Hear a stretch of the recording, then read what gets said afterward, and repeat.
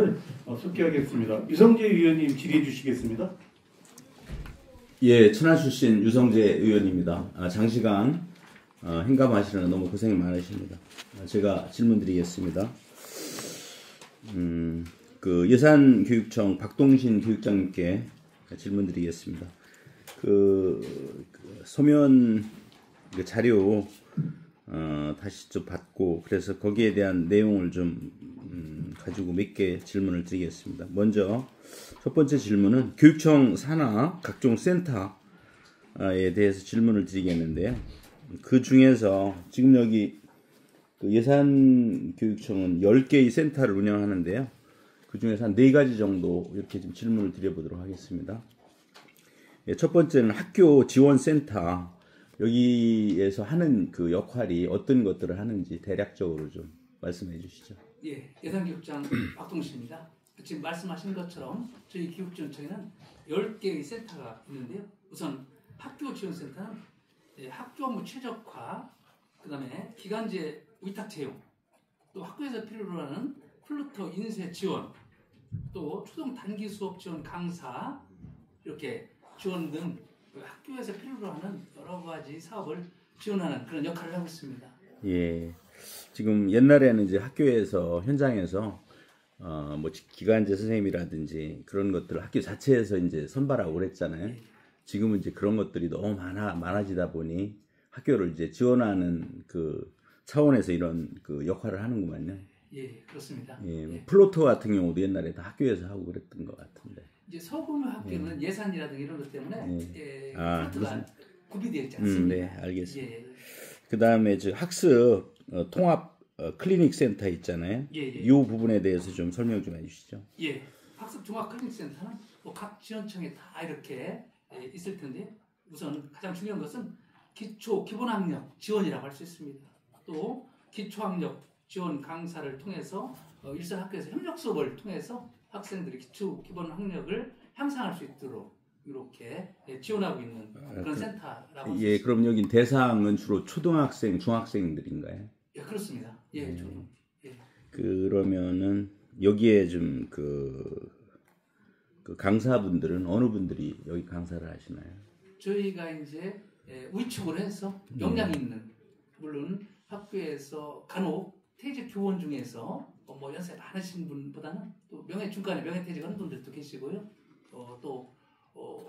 이렇게 임용고시가 다 이렇게 되지 않은 분들 중에서도 좀 위축해서 이렇게 활동하고 계십니다. 예, 기초학력이 굉장히 뜨거운 그 화두고 이 부분이 굉장히 중요한데 이 부분을 그 채우기 위해서 학교 자체에서도 하고 있잖아요. 예, 그렇습니다. 학교 자체에서도 하고 학교 자체에서 하는 거하고 여기하고 차이점은 뭔가요?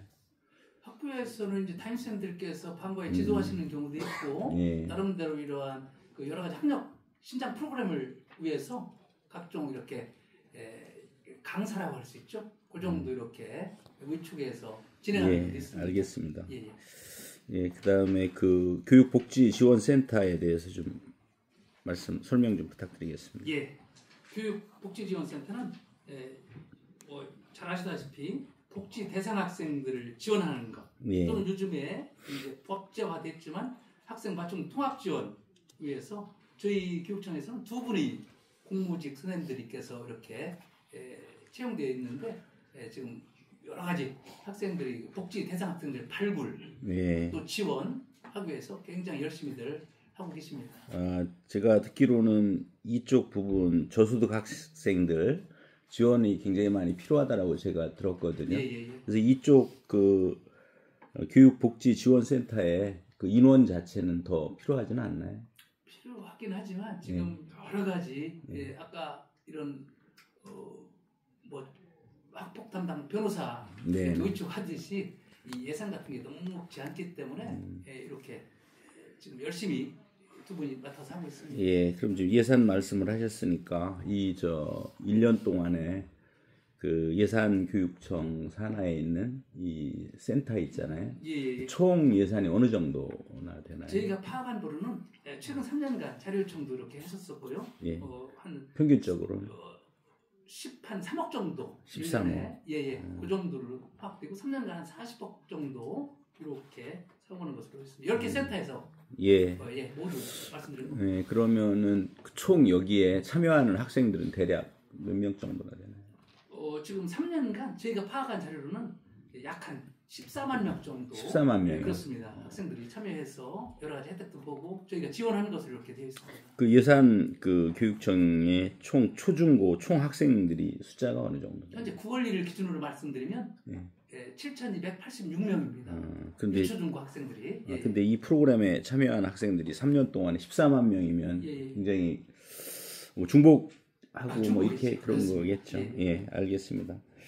그 지금 학교에 여러 가지 이제 부족한 부분을 이 센터에서 잘 이렇게 좀 채워주고 계시는데 이 센터에서 그런 역할들을 더 충실하게 할 수 있도록 그런 것들을 더 많이 좀 연구를 하시고요. 그렇게 좀 잘 지원할 수 있도록 그렇게 부탁을 좀 드리겠습니다. 그리고 이제 학교 폭력 통합 지원 센터가 있는데 이 부분은 지금 어떻게 효율성이라든지 그런 부분에 있어서 좀 어떤가요? 저희 학교폭력 통합지원센터는 학교폭력 접수라든가 실무 운영 이런 역할을 하고 있는데 아까 이렇게 이영국 의원님께서도 말씀하셨듯이 약간 저희 예산 관내에도 내포 신도시가 이렇게 있다 보니까 예년에 비해서 조금 접수 건수가 늘어나는 형편입니다.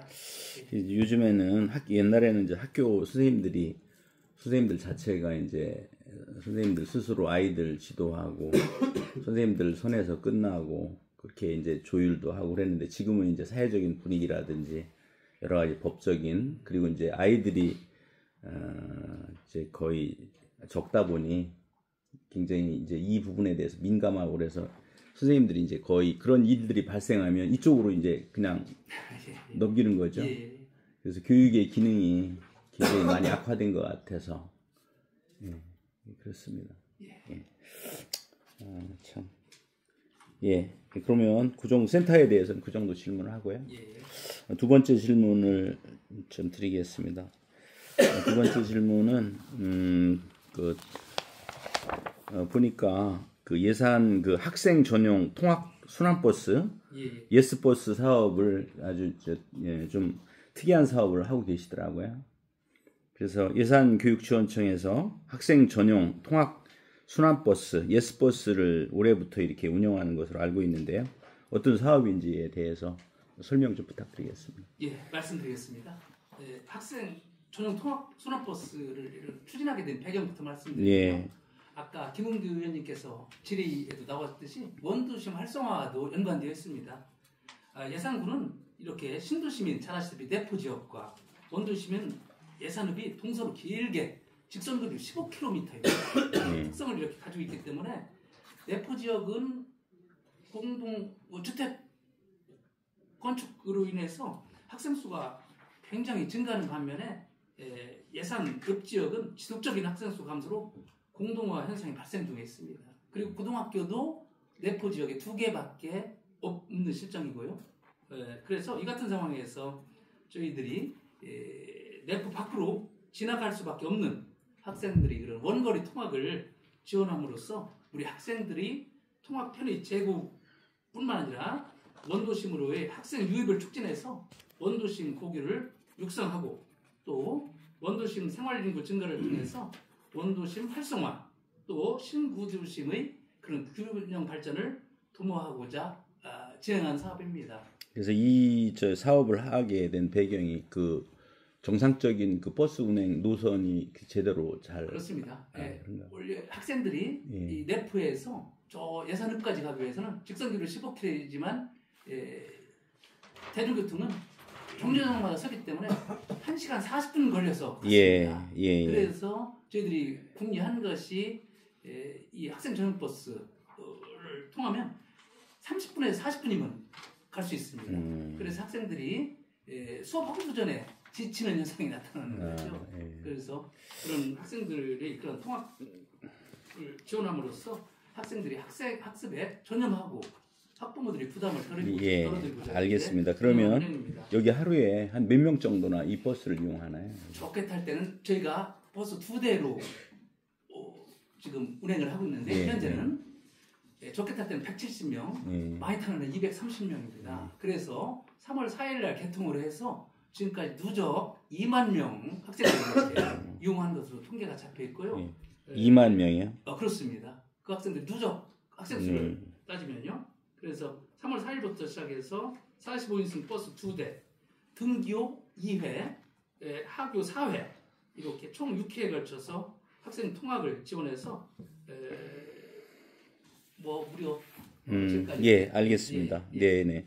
그러면 여기 이 사업을 하실 때 지자체하고는 굉장히 이제 협력을 좀 하셨을 것 같은데요. 그렇습니다. 예, 그 작년 부분에 하반기에 대해서 저희가 이런 사업을 지자체에 제안을 했고요. 예. 그다음에 이제 가장 어려운 문제가 아시다시피 재원 예산 확보죠. 예. 예산 확보를 위해서 처음에는 이제 실무자들끼리 협의해서 난관에 부딪히는 경우도 많았습니다. 네. 실무자들끼리. 그래서 이제 난관에 부딪히면 그 다음에 이제 나서야 할 사람들이 기관장이잖아요. 네. 교수님과 여러 차례 협의를 거쳐서 지금 면 단위 중학교 통학버스는 아시다시피 지자체 30%, 교육청의 70%를 재원을 분담하고 있습니다. 그런데 이 통학버스는 학생들이 그런 지원 고등학생 통학정형버스는 좀 지자체에서 더 투자를 해줬으면 좋겠다. 예, 알겠습니다. 70%입니다. 지자체 70%, 교육청 30%. 예, 잘 이렇게 협의를 하셨고요. 예. 그리고 여기에 보면 들어오는 단어가 한정면허 제도 이 그렇습니다. 말이 이렇게 나오는데 예. 이거는 뭔가요? 이거 한정면허라는 것은 이런 어떤 대중교통의 의미가 아니라 어떤 다수 학교 공동으로 이렇게 활용할 수 있는 그 제도입니다. 물론 지난번 4월달에 운송여객법이 개정이 돼서 지금은 가능합니다만 저희가 사업을 추진할 당시에는 그런 법규가 제한이 돼 있어서 군청에서 한정면허라고는 그런 면허 제도를 도입해서 그러니까 저기는 그 학생들만 이용하는 그 면허가 되겠죠. 학생들만 하고 그다음에 중간에는 다른 영리 사업을 할 수 없고 그래요? 차고지에 세워두어야 되기 때문에 무슨 말씀인지 알겠습니다. 선제적으로 잘 대응을 하셨고요. 이게 원도심을 살리는 하나의 또 중요한 역할을 하고 있다. 저는 그렇게 생각을 하고요. 그럼에도 불구하고 이 버스를 이용하지 못하는 학생들이 좀 있을 것 같은데. 지금 저희가 3월 4일부터 지속적인 모니터링을 했습니다. 그것도 어려운 일이지만 지속적인 모니터링을 통해서 요구사항이 무엇인지 학부모님들의 요구사항과 그다음에 학생들이 요구사항을 이렇게 개선점으로 정리해서 저희가 10월 17일 날 지자체장 그다음에 저희 교육장을 비롯한 관계자 학부모님, 학생들 함께 모여서 성과 공유회 및 좌담을 했었습니다. 그러면은 지금 이제 미진한 부분이 있단 말씀이시죠? 그거를 지금 이제 더 채워나갈 계획을 지금 가지고 말씀드린 계시죠? 것처럼 많이 활용할 때는 230명이 활용을 하기 때문에 네네. 약간 늦게 타는 학생들이 서성하는 학생들이 몇 명 발생했습니다. 안전 문제가 대두되죠. 그런 알겠습니다. 것들을 이렇게 개선하기 위해서 저희가 내년에는 한 대를 증차하기로 이미 지자체와 합의를 봤습니다. 알겠습니다. 이 부분은 참 잘 하신 것 같습니다. 지자체하고도 아까도 이제 의원님들이 중간중간에 말씀하셨듯이 적극적으로 학교에서만 이렇게 속끓이시지 말고요. 적극적으로 지자체하고 말씀을 하시고 안 되면 표로 심판하라고 그러죠. 표로 심판하라고. 저는 그렇게 생각하거든요. 그래서 교육은 지자체하고 같이 협력을 해서 이렇게 하거든요. 해야지 된다고 저는 생각을 하거든요. 한 가지만 더 말씀드리면 이 통학버스는 단순히 등하기만 하는 것이 아니라 등교길에는 아침에 물론 등교를 하겠죠. 오후 하교길에는 3차까지 운행을 합니다. 첫째 1차는 전과 수업이 끝나는 4시 30분에 하교를 하고요. 그 다음에 방과 교육 활동을 하는 학생들 5시 30분에 다시 2차를 합니다. 그 다음에 야자라고 하는 야간 자습 시간이 있는 학생들이 9시 30분에 끝납니다. 9시 30분에 다시 한 번 오는 거죠. 완벽하게 이렇게 학생들 통학 편의를 제공한다고 저는 생각합니다. 감사합니다. 그러면 예스버스에 대해서는 이렇게 종결하겠습니다. 수고 많으셨고요. 그 다음에 세 번째는 고교 학점제 운영을 지금 모든 지역에서 어려움을 겪고 있잖아요. 예, 예. 지금 그 예산 그 교육청에 해당하는 고교 학점제 학교가 몇 개 정도 학교나 되나요? 저희 학교는 고등학교 7개고 예, 올해 예. 전면적으로 모든 고등학교 1학년을 대상으로 예. 전면적으로 시행됐기 때문에 모든 학교에서 지금 시행 중이에요. 잘 이행 문제는 없나요? 물론 아까 말씀드린 대로 그런 교원이라든가 인력 부족 문제, 그다음에 이 농산어촌이기 때문에 어떤 그런 과목 개설 격차 이런 것들은 발생하고 있습니다. 예, 그러나 알겠습니다. 그런 것들을 최소화하기 위해서 나름대로 노력을 하고 있습니다. 예. 그 이게 이제 저 위원장님께서도 계속적으로 말씀하시는 내용이지만 이게 도시 학생들은 하고 시골 학생들하고 너무 차이가 크고 이거는 국가 전체적으로 봐도 이건 아닌 것 같다. 그래서 이건 적극적으로 이거는 고교 학점제 문제가 있으면 과감하게 이건 없애야 된다. 저는 그렇게 좀 생각을 하거든요. 예, 그래서 예, 거기도 많은 문제점이 있잖아요. 그래서 도시와 농촌의 그 차이 때문에 이 고교 학점제의 문제 그런 것들은 반드시 지금 존재를 하는데 다 똑같이 그 대한민국 국민들의 그 학습권이고 그러는데 그런 부분이 농촌 이런 부분에서 침해가 되면 안 되죠. 예, 그 다음에 아이비 학교 운영에 대해서 질문을 드리겠는데 그 아이비 학교는 여기서 가장 중요한 게 늘 얘기하지만 이제 교원들 역량 그리고 선생님들의 근무 연한 그 부분이 여기도 마찬가지죠. 그렇습니다. 저희 관내에도 초등학교 하나, 중학교 하나, 고등학교 하나 이렇게 세 학교가 지금 연계형으로 이렇게 운영되고 있는데요. 지금 의원님께서 말씀하신 것처럼 이 교원들이 그래 역량 강화 연수가 가장 중요하다고 생각합니다. 그래서 지금 저희 나름대로 여러 가지 교원들을 대상으로 교육전청에서도 역량 강화 연수를 꾸준히 여러 차례에 걸쳐서 실시했고요. 또 학부모님들도 이해 연수를 시켜드려야 되거든요. 그래서 학부모 대상으로도 연수를 했고 또 학생들 대상으로도 연수를 했고요. 또 학교 자체적으로 새 학교 교원들이 자체적으로 서울이라든가 대구 이런 곳에 가서 직접 연수 신청을 해서 열심히들 지금 하고 있습니다. 예, 알겠습니다. 예, 거기 아이비 운영에 대해서는 그렇게 질문 마치고요. 마지막 질문은 다문화 학생들 여기를 위해서 그 예산에서 다문화 학생들 비중이 어느 정도 되나요? 여기는? 저희 유초중고 학생들 중에서 516명, 7.88%로 이렇게 나타나고 있습니다. 7.88%. 예. 근데 학교급이 낮을수록 학생이 많으니까요. 향후에는 더 많아질 것으로 예상이 되고 있습니다. 예, 지역 교육청마다 나름대로 다 이 부분을 학생들의 그 향상을 위해서 많은 노력을 하고 계신데 혹시 그 예산에서도 특별한 어떤 그 프로그램이 있으면 소개 부탁드립니다. 예, 저희도 물론 그 이주백 이용 학생들이 그런 언어 문제라든가 이런 것들은 아까 교육장님들께서 많이 말씀을 주셨기 때문에 그 부분은 생략하고요.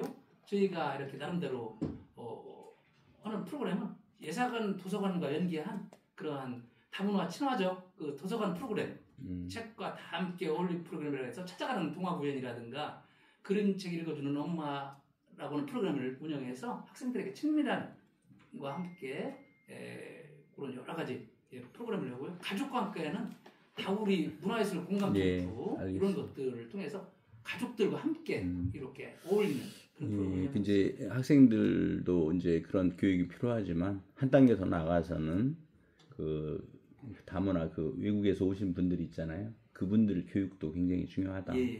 그런 말씀을 드리겠습니다. 자, 이렇게 마치도록 하겠습니다. 애쓰셨습니다. 태안교육청 지재규 교육장님께 질문드리겠습니다. 예, 태안교육청 지재규입니다. 예, 마찬가지로 첫 번째 질문은 그 지역교육청에 있는 센터에 대한 질문을 좀 드리겠습니다. 그 교육복지 그 지원센터는 아까 그 비슷하죠? 예. 그다음에 두 번째는 발명교육센터에 대해서 좀 소개 부탁드립니다. 저희 지원청 내에 태안 인공지능 교육 체험 센터가 있거든요. 그거는 또 별도의 체험센터인데요. 그 인공지능 교육 체험센터하고 태안 발명교육센터하고 이렇게 나눠졌더라고요. 보니까. 그거는 제가 지금 파악을 못하고 있는데요. 우리 과장님이 그러시죠. 예, 교육과장 임유철입니다. 네. 예, 인공지능교육체험센터하고 같은 건물 내에 같은 내용으로 해서 발명교육센터가 있습니다. 발명교육센터는 이제 관내 초등학교에 이제 파견교사하고 소속되어 있는 교사하고 일반 공무직이 이제 저희 나와서 이제 업무를 보는데 공작실과 같은 것들은 학교에서 할 수밖에 없고요. 그 AI 센터에 있는 그 층에서 관련된 그 발명교육과 관련 교육을 실시하고 있습니다. 여기에 그 어떤 그 교육적인 그동안 이제 운영해 오시면서 교육적인 효과를 있으면 설명 부탁드리겠습니다. 예, 발명교육센터는 이제 과거에 이제 상상이동교실 뭐 이런 식으로 해서 많이 운영되어 있었는데요. 학생들이 이제 과학 또는 이제 컴퓨터 이쪽으로 관련돼 가지고 체험을 중심으로 한 교육 관련해서 학생들이 많이 참여하고 있고 지속적으로 운영되고 있고 그다음에 이제 특히 이제 초등학교에서 목공과 관련된 그런 공작을 많이 운영하고 있습니다. 예, 근데 여기 이제 참여한 학생들이 만족도라든가 여기에 대해서 와보니 어떠한 그 동기부여라든지 그런 것들을 좀 갖고 있는 학생들을 좀 발견할 수가 있나요? 예, 거기 참여하는 학생들이 대부분 어떤 공작이라든지 실제적으로 무슨 조립이라든지 그다음에 이제 자기들이 만들어서 어떤 산춤을 발표하는 그런 걸 아주 특히 좋아하는 그런 친구들입니다. 그래서 상당히 만족도 좋고 활동하는 내용도 다양하게 이루어지고 있습니다. 예, 그다음에 인공지능 교육센터는 별개로 이렇게 좀 설명을 해주실 수 있나요? 예. 인공지능 교육체험센터는 이제 학생이나 교사 또 지역민들이 같이 할 수 있도록 각 층별로 이제 체험을 할 수 있게 VR 또 이제 로봇 또 이제 관련된 과학이라든지 수학이라든지 가상현실과 관련된 그런 부분들이 중점이 돼서 운영되고 있습니다. 예, 여기 코딩이라든가 그런 교육도 예, 하나요? 예, 맞습니다. 코딩 교육. 예, 그다음에 요즘에 뭐 챗 GTP라든가 이런 것도 AI 여기 교육도 병행하고 있습니다. 병행하고 예, 예, 시대적인 흐름하고 이제 맞춰서 예. 강사는 누가 운영하고 있나요? 관련된 이제 선생님들이 이제 있어가지고 운영되고 있고요. 학교 현장에서 오시는. 예, 예. 아, 그러면 저녁에 이거 수업하시나요? 저녁에 하는 게 아니고요.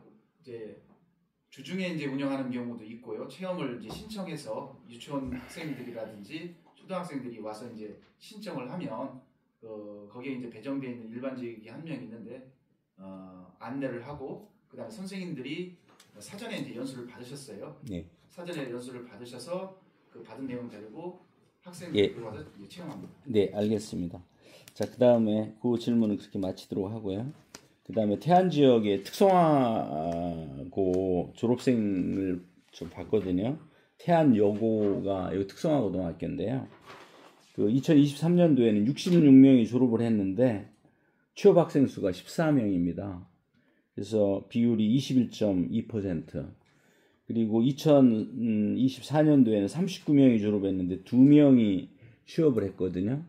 그래서 5.1%입니다. 이게 퍼센트가. 이 부분에 대해서 가만히 있어봐라. 여기에 그래서 문제가 뭐냐면 특성화고등학교 이제 졸업한 아이들이 특성화고등학교 같은 경우는 취업을 그 목표로 하잖아요. 졸업하고 그런데 취업률이 이렇게 저조한데 이 나머지 이 취업하지 못한 학생들이 어떻게 대학 진학을 했나요? 어떻게 되나요? 그 부분에 대해서 말씀 부탁드립니다.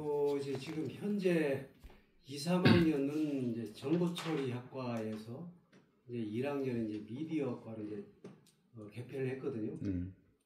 그래서 지금 학생들 교장 선생님하고 이제 통화를 해보니 아이들이 이제 취업보다는 이제 정보처리학과는 그 취업이 잘 안 된다고 그러더라고요. 그래서 예. 아이들이 이제 진학 쪽을 선호를 하고 지금 이제 그래서 학과를 이제 개편을 해서 미디어과로 이제 개편을 하면서 취업 쪽으로 더 많이 유도를 하려고 한다. 그런데 그 아이들 자체도 지금 그 취업보다는 이제 취업을 하면 대학 졸업하고 고등학교 졸업하고 취업했을 때 어떤 그 사회적인 인식이라든가 보수 차이 이런 것 때문에 대학을 진학을 이제 선호한다고 그렇게 말씀하시죠. 예. 그래서 이 부분이 지금 그런 부분을 이제 교육청 본청에서도 계속적으로 노력을 하겠고요. 그리고 그런 그 자체 학교 내에서도 그런 것들을 학교 현장에서 계시니까요. 그런 것들을 거디하셔서 좀 시대에 맞게 그렇게 좀 변할 수 있도록 그렇게 네. 좀 자체 내에서도 좀 노력 좀 부탁드리겠습니다. 네, 그렇게 하겠습니다. 예. 좀 그 부분은 질문 마치고요. 그 다음에 똑같은 공동 질문인데 고교 학점제에 대해서 대한교육청이 가지고 계신 현재 문제점 파악 그 부분에 대해서 좀 말씀해 주시죠. 네, 아까도 의원께서 말씀하셔가지고 제가 우리 태안 지역은 이제 고등학교가 4개 고등학교거든요. 예. 안민고등학교 같은 경우는 이제 중점은 이제 태안고등학교에서 하고 있는데 안민고등학교에서 태안고등학교 지리적 거리가 상당히 멉니다. 예. 그래서 주로 이제 참여하는 아이들이 태안여고 학생들인데 방과후 하는데 태안고등학교로 이제 가서 수업을 하는 아이들이 많지는 않습니다. 근데 그 이유는 태안고등학교에도 이제 그 교사 조직을 보면은 이제 저경력 교사들이 상당히 많습니다. 그리고 공간도 이제 부족하고 또 과목 선택하는 그런 학생들도 적기 때문에 내신이라든가 이런 부분에 이제 불이익이 갈 것 같으니까 이 아이들이 이제 대다수는 이제 온라인 학교에 신청을 해서 온라인 학교를 활용을 많이 하고 있다고 그렇게 얘기했죠. 예, 여기 고교 학점제의 핵심은 아이들이 희망하는 과목을 제대로 들을 수 없다는 거, 그리고 그것을 제공하지 못하는 게 가장 커다란 그 문제거든요. 네, 그래서 그건 이제 계속되는 얘기지만 이제 지역적인 문제, 그렇게 알겠습니다. 그렇게 이제 정리를 하겠습니다. 자, 그 다음에 아이비 학교는 여기 지금 태안은 없더라고요. 예, 없습니다. 근데 그 혹시 학부모님들이 이쪽 부분에 대해서 요구하시거나 어떤 그 부분에 대해서 좀 관심을 가지는 부분들 있으셔요? 아직까지는 그 부분에 대해서는 아직. 알겠습니다. 네. 그럼 넘어가기로 하고요. 그 다음에 이주 배경 학생, 즉 다문화 학생들 비중이 어느 정도나 되나요? 우리 학생이 263명, 거의 7%에 육박을 합니다. 예. 그래서 이 다른 시군도 마찬가지지만은 이 아이들이 우리 문화에 빨리 흡수가 될 수 있도록 하는 것이 제일 관건인 것 같습니다. 그러기 위해서는 언어 소통 이런 부분이 상당히 많고 그 해소하기 위해서 저희들이 지금 태안 향교에서 저희들이 이제 특색 사업으로 이주 배경 아이들을 이제 주로 해서 우리 그 예절이라든가 다도 그 생활 예절 또 문화 체험 이런 걸 통해서 우리나라 문화를 익히는데 일주일에 2번씩 연수를 이렇게 강의를 진행하고 있습니다. 예, 알겠습니다. 그렇게 이제 사례로 이제 받아들이겠습니다. 예, 감사합니다.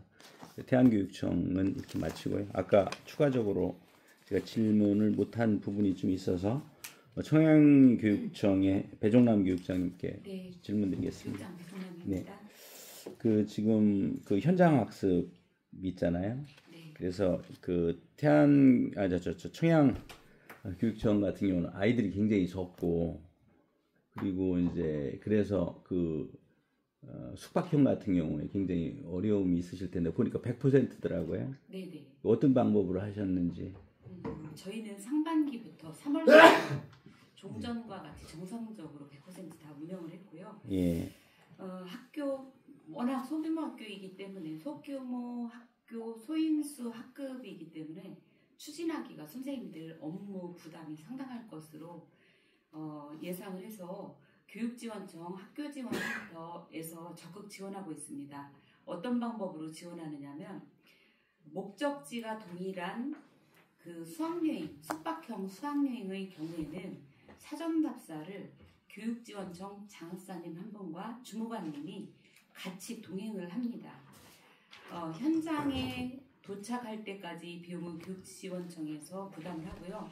현장에 도착해서 승용차 한 대로 어려운 경우 경우에는 솔라티 승합차를 임차를 해서 목적지를 함께 돌고 안전이라든지 숙박시설이라든지 이런 부분의 체크는 현장의 선생님들이 하도록 되어 있습니다.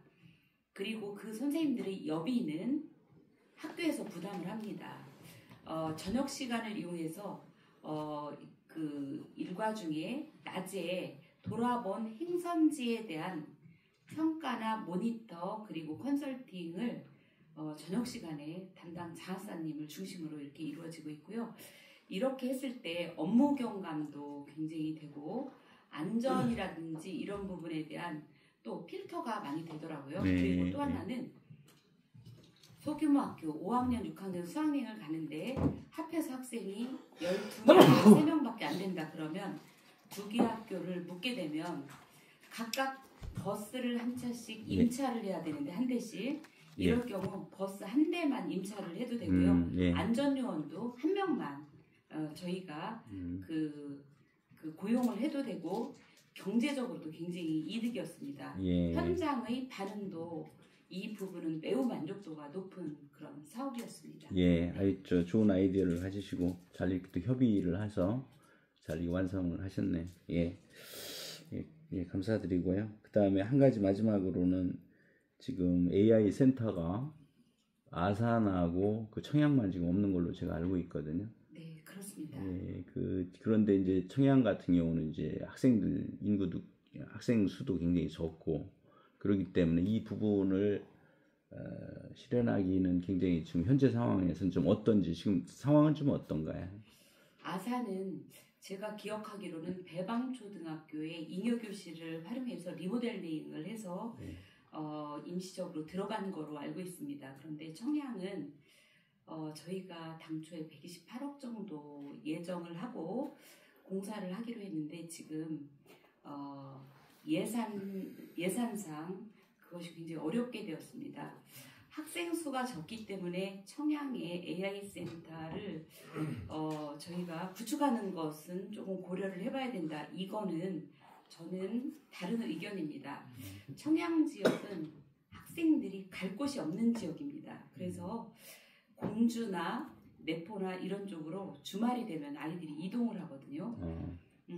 이런 문화 혜택도 어렵지만 디지털 역량을 아이들이 어떻게 체험할 수 있는 지역사회의 시설이 굉장히 열악합니다. 그러다 보니 교육지원청과 학교의 의존도가 굉장히 높아요. 그래서 이런 지역일수록 지자체에서 아이들에게 장소를 제공할 수 있고 공간을 제공할 수 있는 그런 여력이 안 된다면 교육지원청에서 이 부분은 조금 도와주시면 좋겠습니다. 그래서 의원님들께서 청양의 그 AI 교육 체험센터가 잘 구축될 수 있도록 저희가 축소해서 하는 방향으로 지금 안은 잡혔습니다. 순조롭게 이것이 구축될 수 있도록 그러면 아까 이제 가지고 도와주세요. 아까 이거 128억이라고 하는데 지금 그러면 60억인데 네네. 이거를 도교육청에서 60억 네네. 다 이제 저기 한다는 말씀이세요? 네네, 그렇습니다. 지자체에서는 뭐라 그러세요? 이거는 복합화 사업은 아닙니다. 지자체와 함께 공간을 구축하기로 한 사업은 아닙니다. 그래도 이거는 특수성이 있고 그러니까 지자체에서 안 된다고 그래요? 지자체는 네 그렇습니다. 지자체는 이 AI 교육 체험센터와 비슷한 공간이 그 가족센터, 행복놀이 센터라고 같이 그렇게 되어 있는데요. 가족센터가 지금 거의 완공 단계에 있습니다. 그래서 말씀하시는 중인데 그 지자체에서 여기에 좀 50% 정도, 30억 정도 투자할 수 있는 그 정도 여력은 안 되나요? 청양이 세수가 워낙 적기 때문에 지금도 교육경비 저희가 보조를 굉장히 많이 받습니다. 28억 금전에 그렇게 받았는데요. 그 군 단위에서는 저희가 그 완전히 상위 수준의 지원을 받기 때문에 지자체로부터는 충분하게 지원을 받은 상태입니다. 초중고 총 학생 수가요. 초중고 합해서 1,782명 정도 됩니다. 총 인구수는 총 인구수야. 저희 청양이. 3만이 안 됩니다. 아, 3만이 무너졌고요. 예, 알겠습니다. 예, 이제 말씀을 좀 들어봤으니까요. 알겠고요. 아, 저 이렇게 마치도록 하겠고요. 장시간 교육장님들 수고 많으셨습니다. 네, 예. 감사합니다. 예, 그리고 한 가지 더 말씀드릴 거는 이제 여러 가지 그 학교 어려운 상황임에도 불구하고 교육장님들이 힘을 좀 내시고요. 그래서 학교 그 선생님들이 잘 교육할 수 있도록 이렇게 부탁드리겠습니다. 예, 감사합니다. 네, 이성재 위원님 행감하시느라고 수고하셨습니다. 우리 이성재 위원님께서 교육청 산하 예산교육청은 교육청 산하 센터에 대해서 어떻게 운영되고 있는지에 대해서 질의를 해주셨고요. 또 특색 있는 예산 통합부터 사업, 예스버스 운영 사업에 대해서도 질의하셨고 궁금한 점 답변 얻으셨을 거라고 생각을 합니다. 고교학점제 역시 다른 교육 지원청과 비슷한 상황이고요. 특히 이 지방학생 대다수가 불이익을 받고 있는 제주다라고 하는 취지에서 말씀을 해주셨습니다. 또 아이비 학교 지속적인 어려움 해결에 좀 만전해달라는 말씀 있으셨고요. 또 다문화 학생에 대한 질의 이렇게 말씀해 주셨습니다. 태안교육청에는 발명교육센터와 인공지능교육센터에 대해서 질의를 해주셨고 특성화고등학교에 대해서 유성기 의원님께서 계속 질의를 해주시는데 모든 교육청 동일하게 목적에 부합하지 않게 취업보다는 진학하는 학생들이 많다. 이렇게 답변을 주셔서 저는 김경욱 국장님한테 한번 여쭤보고 싶어요. 지금 우리 충청남도 도내 특성화 고등학교 취업률 같은 거 통계자료 갖고 계신가요? 네, 교육국장 김경호입니다. 네. 지금 보면 취업률은 대략 34~5% 정도 되고요. 그 다음에 진학률이 한 46% 정도, 그 정도 되고 있습니다. 근데 진학률에 따라서 취업률이 30몇 프로 정도밖에 안 된다고 하면 교육부에서 정부에서 이 특성화 고등학교의 그 운영이 실질적인 결과가 부합하지 않는다라고 판단이 되는데 이런 부분은 국가에서 교육 정책을 관리할 수 있도록 우리 적어도 광역교육청에서는 이 부분에 대해서 심각하게 교육부와 정책의 변화를 고민해야 하지 않으실까요? 그래서 저희 교육청에서는 지금 하고 있는 게 해외 취업 프로그램하고 일반적으로 하는데 저도 이번에 한번 참여를 했었습니다. 해외 취업 현장도 갔었고 그 다음에 해외에도 가봤는데 지금은 제가 볼 때는 어떤 정책적인 부분도 있지만 인식의 전환 그게 더 크지 않을까 하는 그런 생각이 들었습니다. 그 자리에 그 프로그램에 참여하는 학생들 같은 경우는 하나같이 상당히 만족을 하고 있었는데 이번에 저쪽 호반 쪽 니썸 쪽에요.